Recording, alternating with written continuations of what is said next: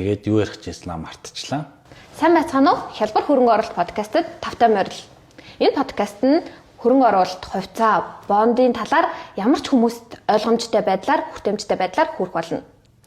Би Бата байна. Өнөөдөр бид хөрөнгө оруулалт гэж юу вэ? Яагаад хөрөнгө оруулалт хийх чухал вэ гэдэг талаар ярилцах болно. За, та өөрийгөө танилцуулаач. Сайн байна уу? Би Stock Club-ийн Амраа байна. За, би ингээд өнөөдөр та бүхэнд хөрөнгө оруулалт хэрхэн хялбар хийх талаар товчхон мэдээлэх болно. Хөрөнгө оруулалт гэж яг юу вэ? Та энгийнээр хялбараар амархнаар тайлбарлаж өгөөч.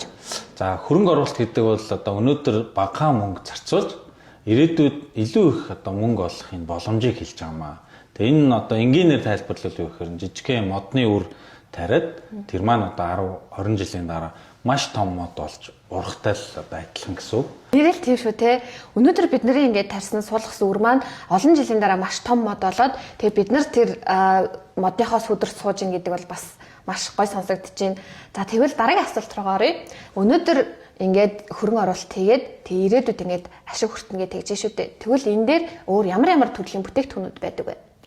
За энэ дээр одоо жишээ нь маш олон төрлийн одоо за бүтээгдэхүүнүүд байгаа. За хүмүүс ихэвчлэн мэддэг нь бол тэ одоо банкны хадгаламж юм уу тэ энийг одоо зүүрлэх юм бол тэ алюминий модтой зүүрлж болох юм тэ. Үүнээс юм өшөө олон төрөлтэй гоё амттай одоо жимс өгдөг өөр одоо моднууд бол зөндөө байгаа. За жишээлх юм бол хувьцаа одоо бонд юм тэ. За хувьцаа бонд магадгүй тэ одоо усан үзэм ч юм уу одоо өөр гоё юм амттай жимс өгдөг зөндөө моднуудтай адилхан юм хөрөнгө оруулалтын бүтээгдэхүүнүүд байна. За хувьцаа нь гэдэг юм бол энгийнээр ойлгох юм бол зүгээр одоо тухайн компанийнхаа тий хөрөнгө оруулагч болж байна гэсэн санаа одоо тухайн хувьцааг нь худалдаж аваад тухайн компанийнхаа хөрөнгө оруулагч болж байна. Бонд нь болохоор эсрэгээр зүгээр мөнгөө одоо тухайн компанидаа зээлж байгаа л гэсэн үг. Тэгээ хүмүүс болохоор яг хувьцаа бонд гэхээр ингээ маш юм одоо бидраас бол их хол хөндийн ойлголт юм гэж одоо бодоод байгаа. Тэгэхээр энэ бол тийм хол хөндөө биш энгийн л ойлголт. Хүнээс мөнгө хүүтээ зээлэх бонд бол юм ойлголт байна. Хувьцаа нь бол хөрөнгө оруулагч болох юм л ойлголт байгаа. Тийм биш те. Тэгвэл би ч өмнө хувьцаа бонд хоёрыг чи яг нэг ойлголт гэж боддог байсан байхгүй юу? Тэгвэл хоёр тусдаа тийм ойлголт юм биш те. Яг аль нь хөрөнгө оруулалт хийвэл илүү өгөөж авах вэ ч юм уу те. Та тэр тал дээр хүмүүст яг аль нь илүү тохиромжтой вэ гэдэг тэр тал дээр та зөвлөгөө өгвөл. За хувьцаа бонд хоёр өөр ингэс одоо шинж чанар онцлогтой. За бонд бол ерөөсөө яг л банкны одоо хадгаламжтай маш адилхан. Тогтмол одоо өгөөжтэй бүтээгдэхүүн гэж явдаг. Тэгээд тохирсон одоо хүүгээрээ тохирсон хугацаанд одоо өгөөж авдаг ийм бүтээгдэхүүн. Хувьцаа болохоор эсэргээрээ арай онцлогтой.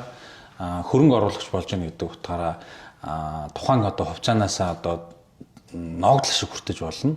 Нөгөө талаар болохоор хувьцааныхаа ханшаас юм өгөөж хүртэж болдог ийм онцлогтой хоёр бүтээгдэхүүн байна. За тэгвэл хадгаламж, хувьцаа, бонд гэдээ маш олон төрлийн бүтээгдэхүүнүүд байд юм байна шүү дээ. Тэгвэл яг яагаад хөрөнгө оруулалт хийх нь чухал вэ?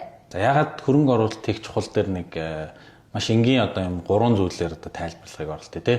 Нэгдүгээрт бол инфляциас хамгаалах хэрэгтэй болно. За инфляц гэхээр энгийнээр тайлбарлах юм бол тий за 10 хүүхдээ айл байсан гэж үтэй тий. Тэгээ 10,000 төгрөгөөр за өнгөрсөн жилдээ нэг 10 зарим авдаг байсан гэж үтэй. За инфляцтай боллоо. 10% инфляцтай боллоо гэхээр магадгүй энэ жил 9 зарим 10,000 төгрөгөөр 9 зарим авах хэрэгтэй болж байна. Тэгэхээр 10 хүүхдээ айл нэг хүүхдээ дахиад одоо зарим авч өгөхийн тулд зөв одоо хөрөнгө оруулалт хийж иж энэ инфляциас хамгаалж иж үлцэн хүүхдээ нэг 10 зарим авч өгөх нь тий. За хоёрдугаар за магадгүй нөгөө саяныхаа жишээн дээр авах юм бол захаа хүүхд нэмэгдэж гарсан гэж үү 11 12 хүүхдүүд гарсан. Эднэрт дахиад зарим авч өгөхийн тулд нөгөө нэг 10,000 төгрөгөө юм өшөө юм илүү одоо өгөөжтэй хөрөнгө оруулалт хийх гаргаж байгаа. Магадгүй хадгаламж за хувьцаа бонд аль нь ч байж болно.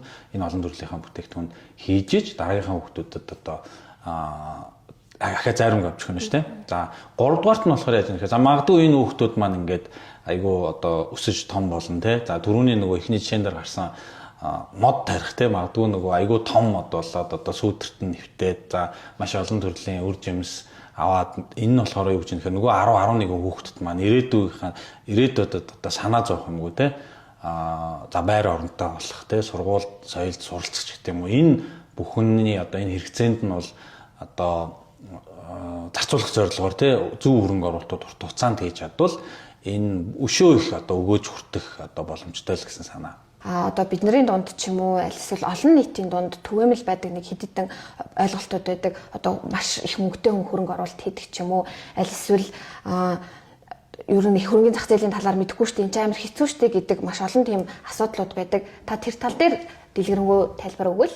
Энгийнээр хэлэх юм бол энэ хөрөнгө оруулах гэдэг бол тийм хэцүү зүйл биш те. Одоо за ялангуяа за хөрөнгөний зах зээлд хөрөнгө оруулах гэдэг бол маш амархан. Одоо дэлгүүрээс орол одоо сүү авахтай л адилхан. Одоо мөнгөө төлөөд одоо сүүгээ авдагтай адилхан. Хүмүүс болохоор ойлгохтаа ингээл за хувьцаанд хөрөнгө оруулах чинь бонд гэл тэгэхээр айгүй их юм бодвол мэрэгжлийн ингээл маш юм нарийн төвхтэй гэж боддог. Энэ бол тийм төвхтэй биш. Бас мөн нөгөө одоо их мөнгөөр хөрөнгө оруулна гэж бас ойлголт байдаг те. За би энэ 5 сая төгрөгтэй болж 10 сая төгрөгтэй болж тэгэхээр энэ бол ерөөсөө тийм биш чинь.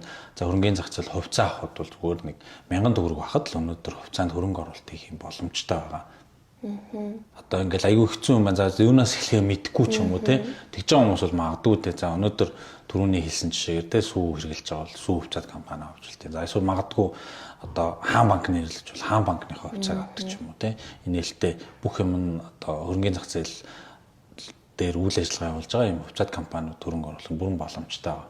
За тэгвэл хөрөнгө оруулалт хийх те хувьцаа бонд нь хөрөнгө оруулах маш хялбар амархан гэдээ ярьлаа шүү дээ те.